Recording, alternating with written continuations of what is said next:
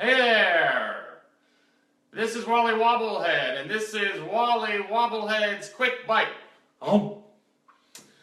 Thanks for tuning in today. Today is October 5th, 2016, and today we've got something a little bit different. A meat substitute taste test is what we got going on over here. Ferdinando, my buddy, I've got my crib sheet here. Hey, how's everybody doing? We're doing all right, Ferdinando the duck. So what we have here, long story short, there are a bunch of meat substitutes out there, namely the ones that we're more familiar with, tofu and seitan, which are two of the ones that I use in my vegan wobble. They're relatively high in protein, relatively low in carbs, but they still have some carbs and some protein, and they definitely taste a little different. Now, within the past couple of years, more in the mainstay now, there's a company called Beyond Meat, one called Gardein.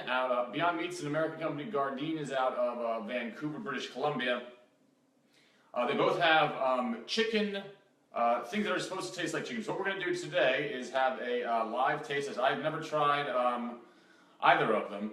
What we have in front of me here is we've got chicken, regular chicken thighs, we've got tofu, we've got, this is seitan, we've got the Beyond Meat chicken strips, and then Beyond Meat diced chicken. So real quick, let me show you what they look like. So this is regular chicken, as you can see, just regular boneless, skinless chicken thighs. Yeah, but why don't you let me do the talking here, Wally? Yeah, I'm not so crazy about the chicken. It'd be like you eating it up in an orangutan. So this is the tofu, right? So little spinach, I picked it out. That's a firm tofu that we use in the wobble. And then we've got the seitan, wheat meat, some people call it. This is Beyond Meat chicken strips. You can buy these at, where do you get them, Wally? It's my favorite store. Wegmans and Target and Whole Foods, you get this. Beyond Meat it's called. And then this one is the Beyond Meat boneless diced. There's no bones because there's no meat. Sorry. Right. So, all right, well, I probably should have grabbed a spoon in retrospect, but I didn't. So, chicken. We all know what chicken tastes like, but just to have some sort of texturally, no seasoning on this at all. Boneless, skinless chicken thighs. Everyone knows what it tastes like. I love it. Love it. How about you, Duck? No? You don't feel like talking? Alright, so this is tofu. There's still some spinach on it. Because I took it out of some samples.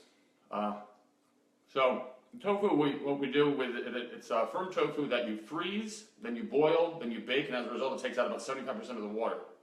The result, texturally, is like a kind of like a moist crouton. But it's not bad, very little flavor. Seitan is next. From Michael Seitan and Michael Savory Seitan out of Langhorne, Levittown. This is one we use. Now this is delicious. So, afterwards we'll talk quickly about the macronutrient caloric ratios of all three of them. Now to Beyond Meat. This is the lightly seasoned chicken strips. Looks like chicken. Sure does. The mouthfeel, similar.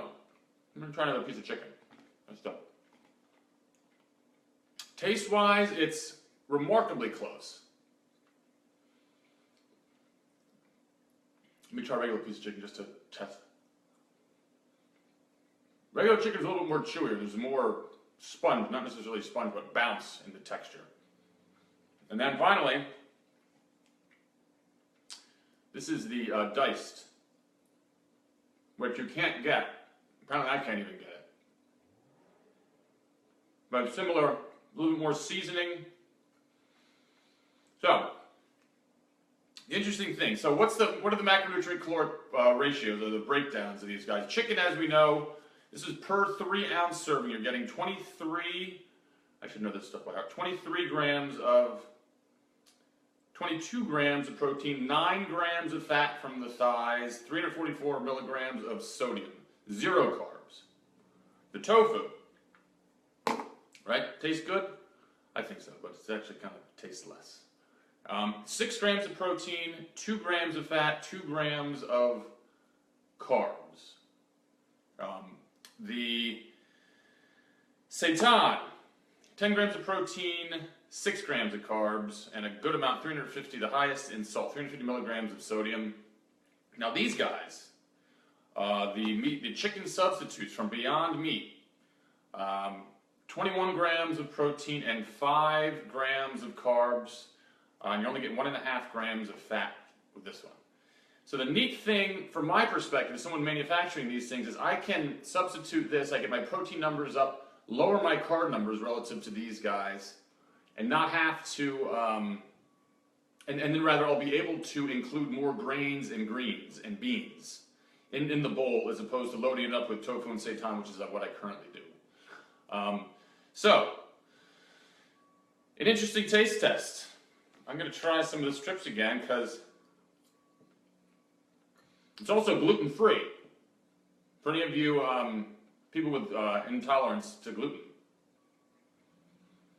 I don't know. We might have a winner, folks. So try it. Beyond Meat. You're quiet today there, Duck. It's an interesting angle I'm looking at your hat. All right. Maybe next time. All right. So, taste test if you're interested. I recommend Beyond Meat as a meat substitute. You're getting the proteins. There's a question with regards to whether or not you're getting the essential amino acids that you need when you use meatless protein sources. And that's a whole other discussion. But Beyond Meat, you can get it at the grocery store, Whole Foods, Wegmans, Target, you can actually get it at.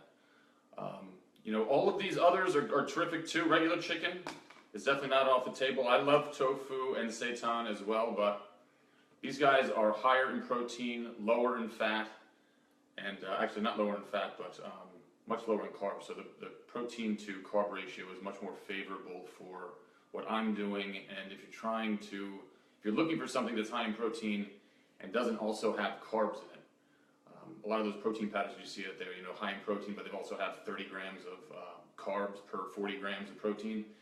This isn't a bad option. So with that, I hope all is well in the world. And for me and the duck. Yep, we'll see you next time, folks.